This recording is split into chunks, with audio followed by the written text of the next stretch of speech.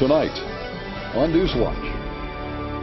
The 60-year-old leader of the nation's largest abortion rights organization is stepping down, and specifically because she's worried about a lack of support among young voters for abortion.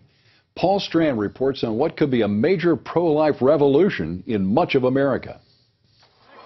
Pro-life young people feel so intensely about the abortion issue, lead researcher Chuck Donovan at the pro-life Susan B. Anthony list sees great changes ahead. The actual abortions and babies losing their lives will probably decrease in this generation, but you're also going to see more activism, and I hope to see that it will be both political and that it will occur in the medical field. It will occur among young people who counsel each other when they get into situations where they might contemplate abortion.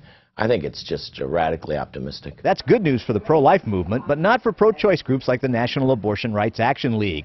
To them, their own research showed them a disturbing trend. Young pro-life voters feel much more intensely about the abortion issue than youthful pro-choicers. Well, ironically, it's coming from the National Abortion Rights Action League itself. They did a survey, and you have to give them a little bit of credit for releasing this information. They're obviously alarmed. That survey shows 51% of pro-life voters, 30 or younger, feel abortion is a very important issue for them at the polls.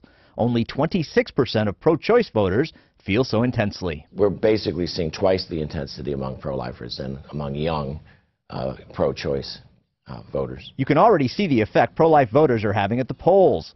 Donovan says they were a crucial part of turning 15 state legislatures conservative in 2010, along with sweeping many Republican governors into office. The result has been a huge wave of new anti-abortion laws across the U.S. In the first quarter of 2012, 75 pro-life bills have made their way through at least one house of a chamber, or one chamber of a state legislature.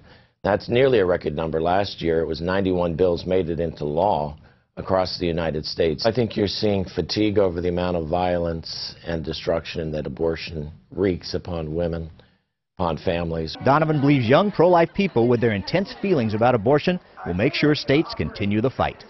Paul Strand, CBN News, Washington.